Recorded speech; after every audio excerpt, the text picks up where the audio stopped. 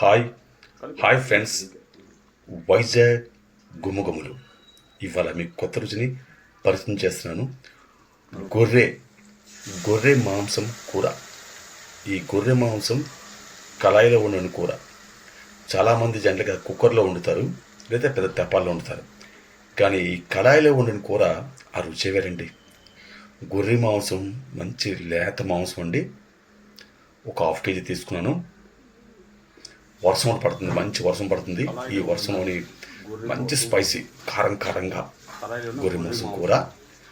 అలాగే నెల్లూరు రసం. మన రసం వేరే, నెల్లూరు రసం వేరే. నెల్లూరు రసం టేస్ట్ వేరండి. చక్కగా నెల్లూరు రసంతో గొర్రె మాంసం కూర తిన్నామండి. గొప్ప టేస్ట్ ఉందండి.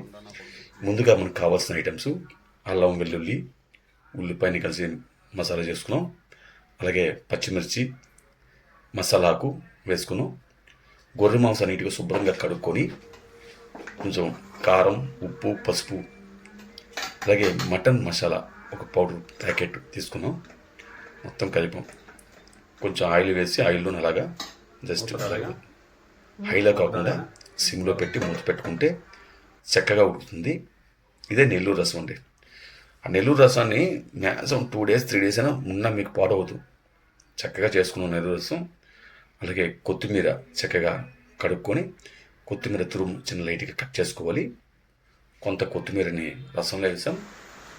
చూసారా, వర్షం పడుతుంది ఒక పక్క, మంచి క్లైమేట్, వెదర్ భలే ఉందండి. కొంత కొత్తిమీరని మటన్లో వేసుకున్నాం.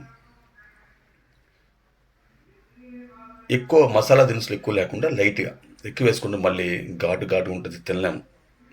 లైట్గా వేసుకోవాలి. మసాలా ఐటమ్ తగ్గించుకొని నీట్గా ఉల్లిపాయ, అల్లం, వెల్లుల్లి వేసుకుంటే అసలు ఉల్లిపాయ అల్లం లేని వంటే లేదండి మీకు. ఇవి కామన్.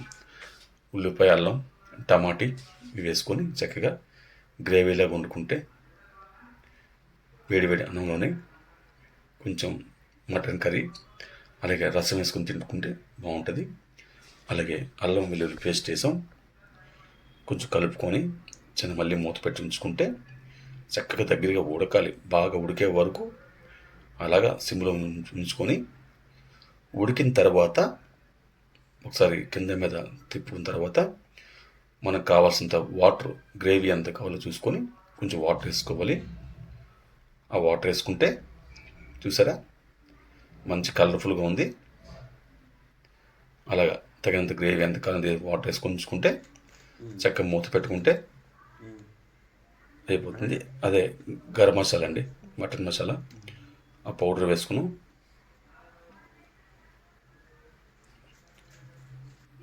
మూత పెట్టుకుంటే చక్కగా ఉడుకుతుంది. కావాల్సినంత కొత్తిమీర వేసుకోవచ్చు.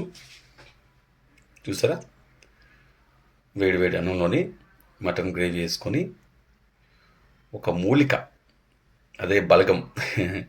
ఆ మూలిక లేనిదే మటన్ టేస్ట్ లేదండి.